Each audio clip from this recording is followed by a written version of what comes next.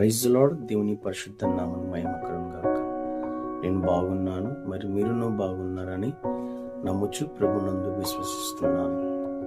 మొదటిగా మన యొక్క జీవితంలో మన కుటుంబము దీవించబడాలంటే, మన పిల్లలు దీవించబడాలంటే మనం చేయవలసింది ఒక చిన్న పని ఏంటంటే, ఉదయకాలాన రేయుజామున లేచి మన పిల్లల తల మీద చేతులు పెట్టి మనం ప్రార్థించినప్పుడు ప్రభు మన పిల్లలను దీవించబోతుంది.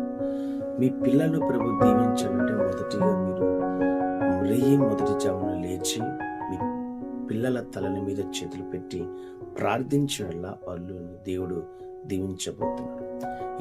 ఈరోజు దేవుని ఒక వాగ్దానం చదువుదామా? విలాప వాక్యములు 2వ అధ్యాయము 19వ వచనము. నీవు లేచి మొదటి జామున మొరపెట్టుము, నీళ్లు కుమ్మరించినట్లు ప్రభు సన్నిధిని నీ హృదయము కుమ్మరించుము. నీ పసిపిల్లల ప్రాణం కొరకు నీ చేతులను ఆయన తట్టు ఎత్తము. హల్లెలూయా.